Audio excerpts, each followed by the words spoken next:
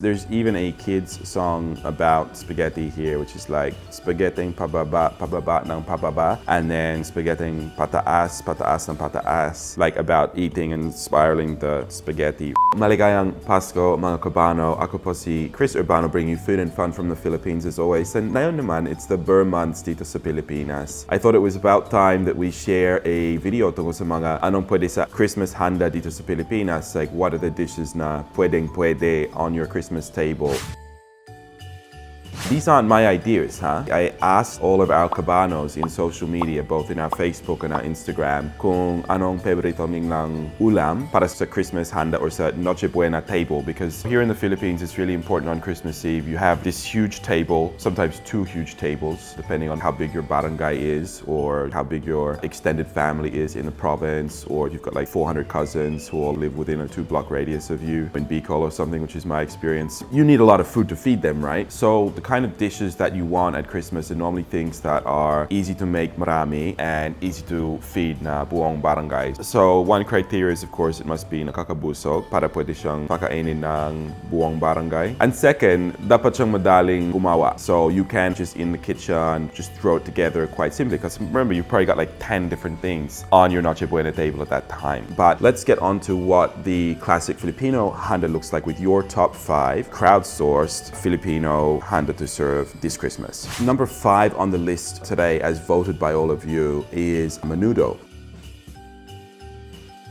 It's a stew, and it's been localized from a dish that was cooked in Mexico that used pork, particularly the pork offal, like tripe and kidney and so on, and then more like a red pepper-based sauce, and more soupy than the Filipino equivalent. Here in the Philippines, the dish has been subsequently localized to make more use of ingredients that are more abundant here in the Philippines. So for starters, they'll use pork here. Typically, it will be pork cuts with some liver, carrots, potatoes, tomato sauce, and then Filipinos will often put in like some hot dogs in there. So you've got this Mexican-inspired dish that's subsequently been like almost completely reimagined by Filipinos with the use of their local ingredients. The US influence of kind of throwing hot dogs in something. The tomato sauce will typically be the packaged tomato sauce packet as opposed to fresh tomatoes. So how do I make my own menudo? I would obviously make mine completely from scratch if doing this. So I really love to use fresh tomatoes, and using Philippine local tomatoes just imparts a slight sourness to the menudo, which I find really an interesting flavor. And then of course, being me, I would probably pair it with some wine, probably for this kind of dish, just like something fairly earthy, savory, medium to heavy, like a tempranillo would be perfect. So if you do want to try that out, check out my recipe, and that's a wine pairing tip for you as well. So number 4 on the list of top Filipino handa that you can serve this year is pork barbecue.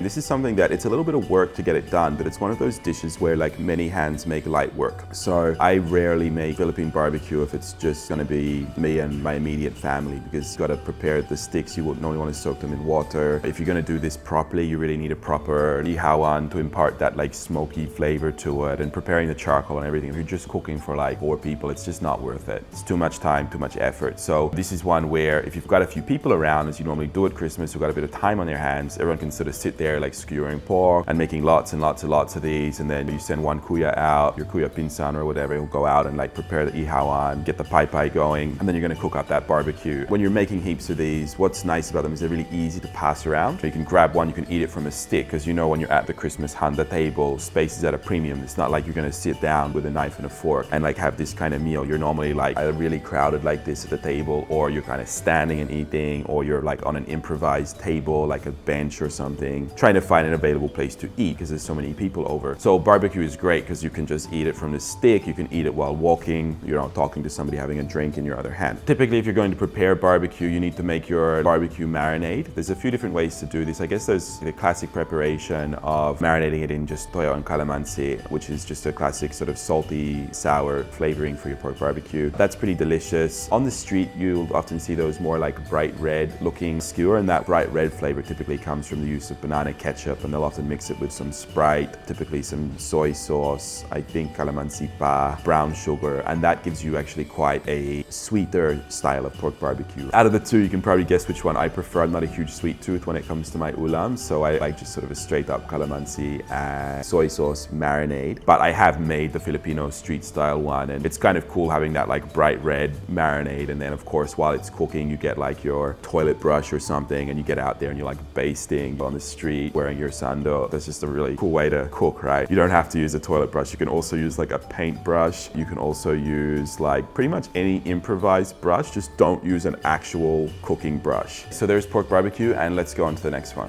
Next on the list, number 3 today, is fruit salad.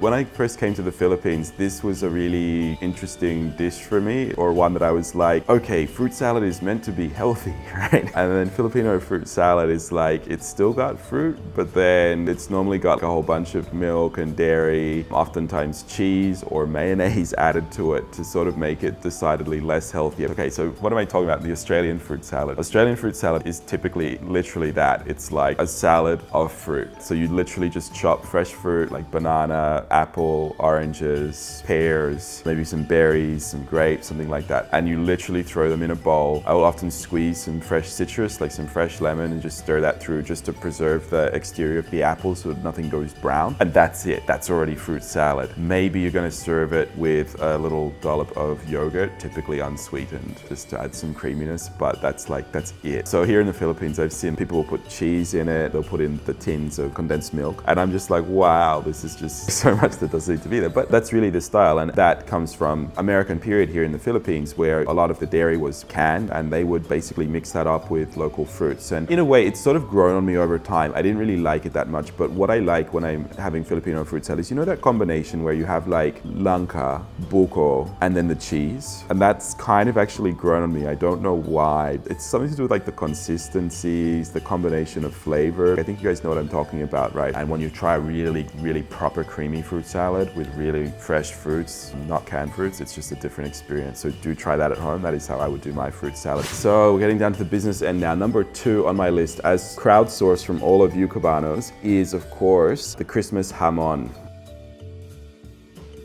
The idea here is that at Christmas, you need a lot of pork, and you need a lot of pork quickly. And there's basically 2 ways you can go about it. Like one, you can just go and get a whole pig, put it on a stick and roast it, right? That's called lechon. And you'll see a lot of lechon done at Christmas time, no doubt. But what if you don't have the family infrastructure or resources to get an entire pig on Christmas Day and cook it? Because you need like a roasting pit, you need a big thing with a pig, you need somebody who's magaling mag lechon. So while you're lechoning your lechon, it's a lot of work. And the easy hack on Christmas to have that pork there is to get like a cured jamon, and these are sold ubiquitously in the Philippines. The 3 weeks before Christmas, there is jamon everywhere, and it's obviously a cured piece of pork. Typically they'll serve it, or they'll sell it with this jamon syrup, which is usually got pineapple in it, sugar, obviously like a sugary pineapple-y syrup, and the idea is that you can kind of heat up your ham and then cover it in this syrup. Now people have asked me what I think of that syrup, and if I can be completely honest, I find it absolutely revolting. Like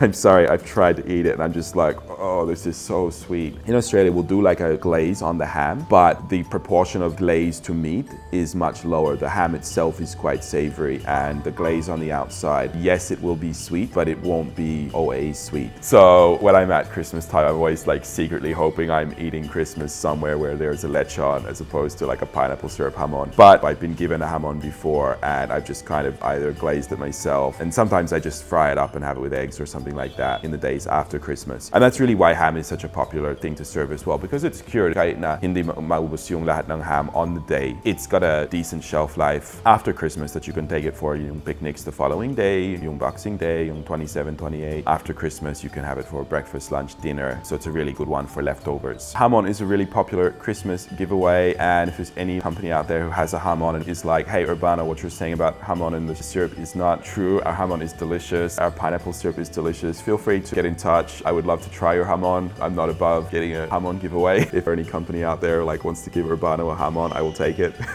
And maybe you can set the record straight on why it's delicious. Leave a comment below if you find the pineapple syrup delicious. I can't do it. And number 1 on your list of Filipino handa that you must serve at your Christmas table, it's spaghetti.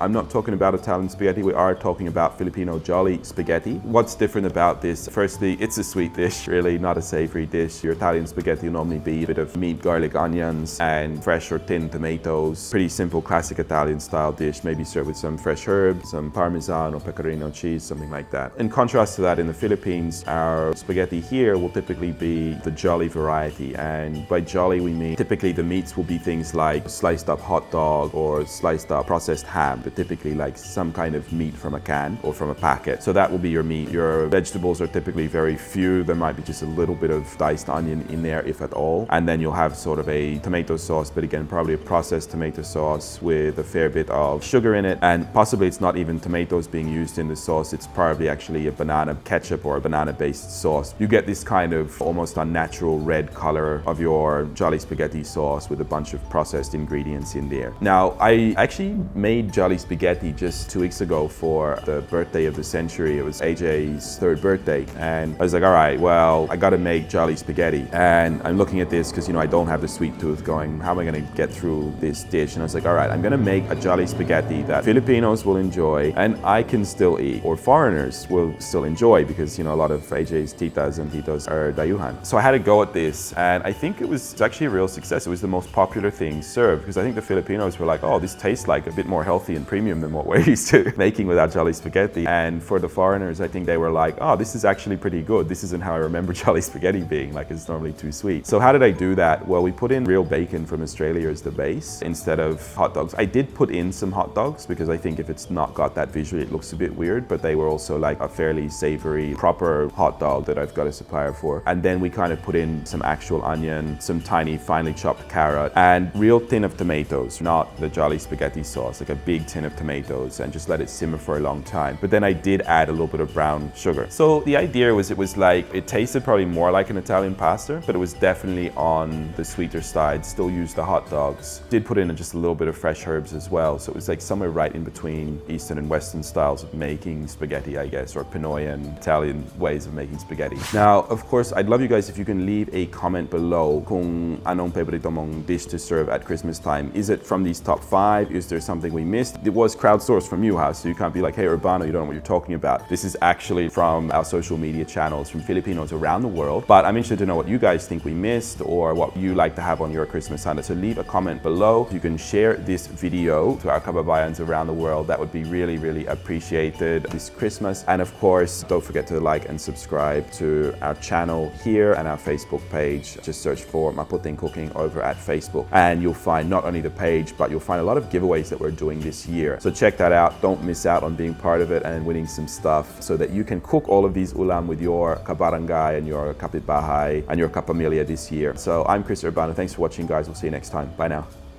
Traditional plum pudding. Ang tawag dyan? Wang. Christmas pudding, fruitcake. There's usually some sort of like